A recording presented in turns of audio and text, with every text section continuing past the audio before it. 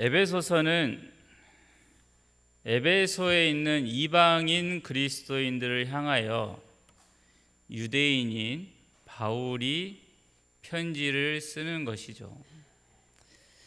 11절의 내용을 간략히 보면, 전에 너희는 이방인이요 그리스도 밖에 있었고 이스라엘 밖의 사람들이었다.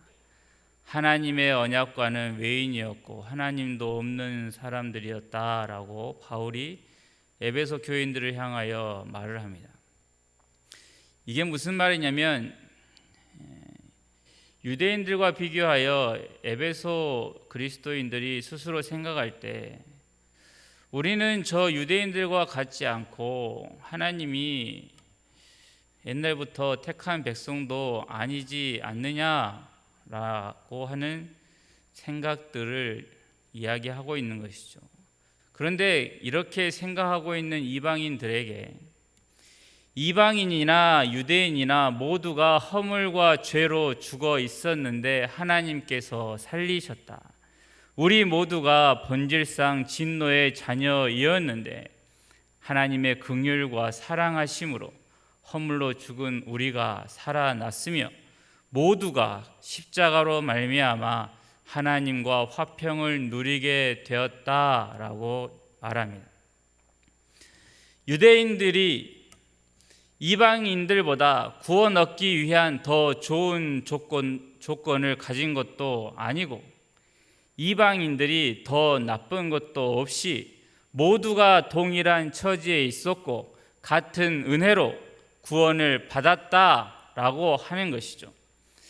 바울이 이러한 내용으로 편지를 쓸 수밖에 없었던 것은 예루살렘에 있는 교회이든 이방인 지역에 있는 교회이든 모두가 하나님의 자녀들이고 천국 시민인데, 한쪽은 자신들이 우월하다고 생각을 하고 또 다른 한쪽은 자신들은 못하다는 생각에 우리들은 무언가를 저들보다 더 해야 이 구원이 완전해질 수 있다라고 하는, 하나님께서 죄인들에게 베푸신 구원에서 멀어져 버린 생각들이 자꾸만 교회 내에 들어오고 있었기 때문입니다. 유대인이면서 그리스도인들이 가질 수 있었던 잘못된 생각 중 하나가, 우리는 아브라함의 후손이니 십자가만 추가하면 구원을 받을 것이고 저들은 이방인들이니 십자가만으로는 구원받지 못하는 것 아니냐라고 하는 것입니다. 구원받은 사람들, 먼저 부름받은 사람들이 우리는 무언가 남다른 게 있어서 먼저 택하셨고 부르셨다라고 생각하거나 자신들에게는 십자가 외에 다른 무언가가 더 있어야 나 같은 사람은 구원을 받게 되었다라고 한다면 이것은 구원에 대하여 오해하고 있는 것이죠. 18절에 나와 있는 바대로 말씀을 전하는 유대인 바울이나 말씀을 듣고 있는 이방인 그리스도인들이나 우리 모두가 한 성령 안에서 그리스도로 말미암아 아버지께 나아감을 얻은 것입니다. 누구든지 그가 이방인이든 유대인이든 종이든 귀족이든 예수님으로 말미암아 거듭났다면 하나님 아버지께 나아가게 되는 약속을 받은 것이죠. 이러한 차별이 없는 구원에 대해서 자세하게 설명하고 있는 것이 19절에 나와 있는, 그러므로 이제부터 너희는 외인도 아니요 나그네도 아니요 오직 성도들과 동일한 시민이요 하나님의 권속이라고 말합니다. 바울이나 에베소 교인들이나 우리 모두는 성도고 천국 시민이고 하나님의 권속이다라고 하는 말씀을 하고 있는 것이죠. 오늘은 이 권속의 의미를 보면서 하나님께서 우리 모두에게 주신 복이 무엇인지를 살펴보려고 합니다. 본문에 나와 있는 권속의 의미를 알기 위해서는 19절에 나온 외인과 나그네의 의미를 볼 필요가 있습니다.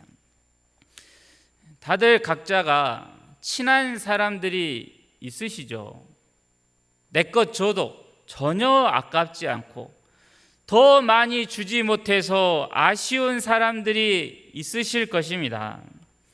그러한 사람들과 그냥 길만 걸어도 즐겁고 함께 이야기하면 시간 가는 줄 모르는 사람들이 있을 것입니다. 밤늦도록 전화하고 또 만나서 이야기해도 아쉬운 사람들이 있습니다. 그럼에도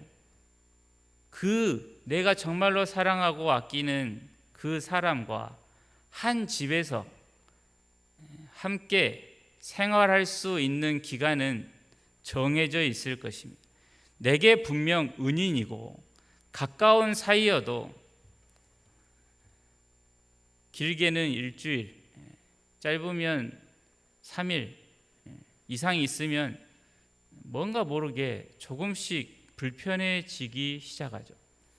심지어 명절이나 병원에 검사를 받기 위해서 내가 낳은 자녀 집에서 지내는 것 또한 불편할 때가 있다라고 어르신들이 말씀하십니다.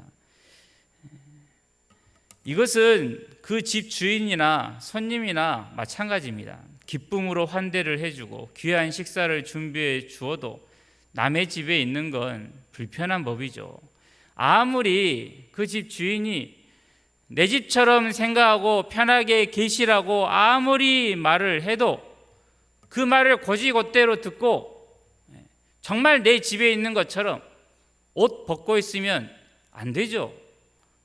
간혹 저희 집에도 사랑하고 아끼는 사람들이 찾아옵니다. 반갑고 분명히 좋지요. 아무 때나 오라고 합니다. 그런데 분명 좋긴 좋은데 어딘가 불편합니다. 평소에는 대충 열어놓고 사는데 화장실 가려면 이제 문도 잠궈야 되고 옷을 벗고 돌아다닐 수도 없죠. 사랑하는 아들 내외 사위 딸 집에 오면 반갑고 그렇게 좋지만 그들이 며칠 지내고 나서 자기 집으로 돌아가는 것, 그것도 그리 나쁜 건 또 아니죠. 눈에 넣어도 안 아픈 손주가 집에 와서 오랜만에 집이 시끄러워지고 소란스러운 것이 좋기도 하지만 그 손주가 가고 나면 시원섭섭한 법이죠. 서울 아들 집에 가서 좋은 음식도 먹고 한강도 구경시켜줘도 집에 돌아와서 옷을 벗으면서 하는 말이 역시 우리 집이 최고다. 자녀들이 보기에는 참 불편해 보이는 집이에요. 턱도 있고 화장실도 불편하고 도대체 무슨 저런 집이 편할까 싶은데 내 집이 최고래요. 분명히 만나면 반갑고 좋은데 헤어지고 각자의 집으로 돌아갈 때를 마음 한구석에서는 기다립니다. 이게 외인이고 나그네의 개념이죠. 그러면 우리가 나그네나 외인이 아니고 하나님의 권속이라고 하는 의미는 그러면 무엇일까요? 교회를 오래 다녀보셔서 아시겠지만 교회 안에서 여러 싸움이 있는 것은 좀 다른 시각으로 보면 당연한 겁니다. 도시교회에서는 오랫동안 싸우는 일이 그렇게 적다고 합니다.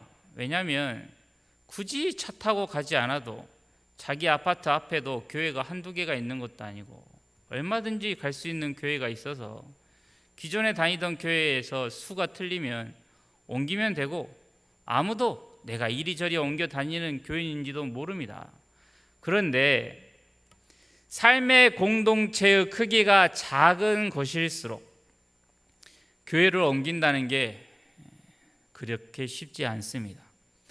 교회를 옮기는 것은 엄두가 나지 않고 부족한 사람들끼리 모여 있으니 문제는 생기게 되고 떠날 수는 없으니 싸우는 것이죠.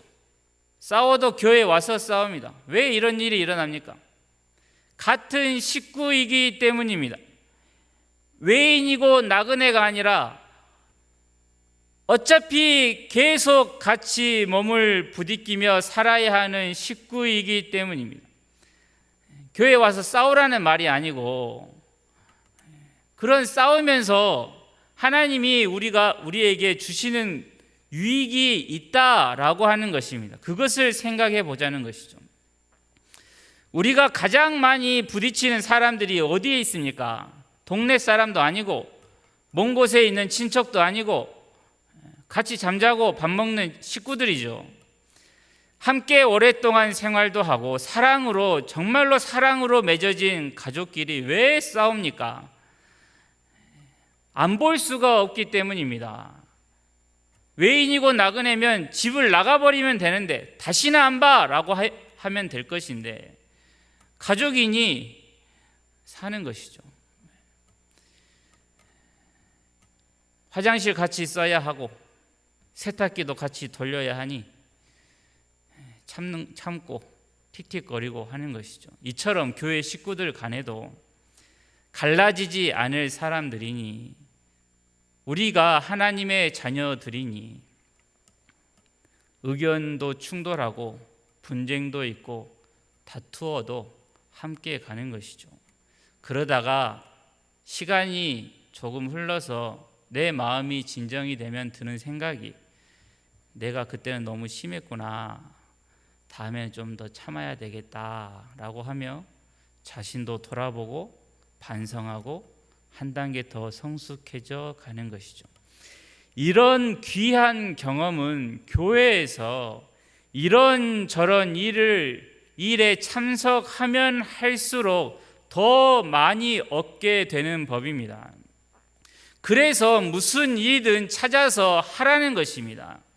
단순히 교회가 잘 운영되기 위해서 하라는 것이 아니라 하나님께서 그러한 일들을 통해서 그 사람의 신앙을 성숙시키기 때문인 것이죠.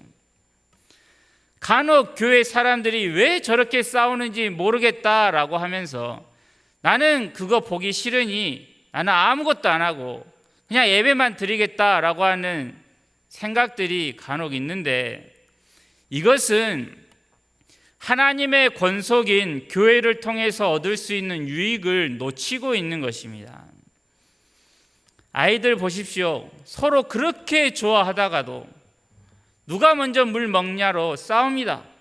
왜 내가 먼저 왔는데 나부터 주지 않냐고 화를 내고 왜 나를 더 많이 사랑해 주지 않느냐, 안아주지 않느냐.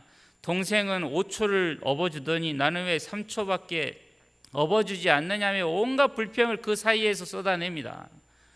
부부간에도 반찬 한 가지로 다툴 때도 있죠. 같이 사는 가족이니까 그런 남들은 보기에 별것 아니라고 생각할 수 있는 그런 일들이 분쟁거리가 되는 것입니다. 그렇다고 해서 헤어질 수가 있습니까? 그럴 수 없는 것이죠. 피로 맺어졌다는 것은 서로 간에 별일을 겪어도 헤어질 수가 없다는 것입니다. 그러면 여기서 우리는 교회가 무엇인지를 생각해 봐야죠. 우리가 어떻게 한 몸이 되었습니까? 그리스도의 피로 하나가 되지 않았습니까? 피는 물보다 진하다는 말이 있지만 피보다 더 진한 게 있는데 그게 믿음이라고 하는 것이죠. 믿음이 피보다 훨씬 진합니다. 내 목숨보다 더 귀한 구원을 받았다고 고백한 무리가 교회를 이루고 있습니다. 자녀가 마음에 안 드는 사람과 결혼한다고 해서 호적을 파버릴 수 없는 것처럼 교회 안에서 무슨 일이 생긴다 하더라도 저 사람은 예수 안 믿어. 차라리 다른 교회나 갔으면 좋겠다. 이러한 생각은 할 수가 없는 것이죠. 그리고 곰곰이 생각해 보면 교회 안에 이렇게 마음을 힘들게 하는 모습만 있는가 하면 그렇지 않습니다. 교회에 내가 보기에 아름다워 보이는 꽃을 사다 놓고 아름답게 꾸며진 예배당을 보면서 참 좋다라고 하고 밖에서는 누가 한 노래 하나 불러보시오 라고 하면 절대로 안 부르는 내가 찬양대를 하고 교회에 필요한 것들이 보이면 누가 뭐라 하지 않아도 사다 놓고 아무렇지 않게 그냥 두고 가는 일도 있습니다. 또 믿음의 식구가 어려운 것을 보면 작은 것이라도 나누고 돌아보는 일들이 또한 교회 안에 있습니다. 어떤 사람이 잘 돼서 돈 많이 버는 게 나와 아무런 상관이 없는데도 함께 기뻐할 수 있는 곳이 교회이고, 슬픈 일을 당하여 울고 있으면 그를 위하여 기도할 때마다 남몰래 눈물 흘리는 것이 교회인 것이죠. 서로 다투기도 하지만 한 지체가 어려움을 당하면 걱정이 되고, 아프면 내가 아픈 것처럼 힘들고, 어려움 당한 지체를 위해서 새벽에 졸린 눈을 비비며 나와 그를 위하여 또한 기도하는 것도 교회인 것입니다. 우리는 모두가 하나님의 권속입니다. 나그네도 아니요, 외인도 아닙니다. 믿음의 가족들이죠. 서로 다를 수 있습니다. 이 왼손과 오른손이 달라도 한 몸인 것과 같이, 눈과 귀가 생긴 것도 하는 일도 다르지만 한 몸인 것처럼 우리는 그리스도의 몸인 것이죠. 이렇게 한 몸을 이룬 교회에서 간혹 상처를 받을 때도 있습니다. 내가 믿는 하나님을 저 성도도 믿는다는 것을 알긴 아는데 어느 날 갑자기 어떻게 내게 저럴 수 있는가? 하나님을 사랑한다고 하면서 세상 사람보다 못한 모습을 보일 수 있느냐며 실망할 수도 있습니다. 근데 이것도 또 다르게 생각해 보면 기대했기 때문에 실망도 되는 것이죠. 그러면서도 먼 곳에 있는 자녀보다 가까운 교회 식구가 내게 더 위로가 되었었지라고 하는 생각이 드는 것이죠. 함께 아름다운 교회를 이루어 갔던 때를 떠올리고 혹 그러한 것이 생각이 안 나도 내가 믿는 바를 다시 한번 떠올리면 모든 문제는 사라지게 됩니다. 1만 달란트 빚진 나를 하나님께서 은혜로 용서하시고 자녀까지 삼아 주셨는데 이 사랑을 바로 저 사람에게도 주셨고, 이것을 믿는 믿음으로 말미암아 우리가 한 교회를 이루게 되었는데, 내가 지금 100데나리온 빚진 형제에게 무슨 일을 하고 있는가라고 하는 것이죠. 교회에서 각자가 자기가 맡은 역할을 성실히 감당하면서 교회가 든든히 서가면 참 좋은데, 그렇지 못한 경우가 항상 있습니다. 의도적이진 않지만 부족해서 실수하는 법이죠. 그럴 때는 다른 지체들이 흔들림 없이 서서 아름다운 교회를 세워가면 되는 것입니다. 그러면서 자신도 거룩해져 가는 법이죠. 우리는 피차 용납해야 하는 사람들인 것입니다. 교회는 그리스도의 피로 맺어진 하나님의 권속들입니다.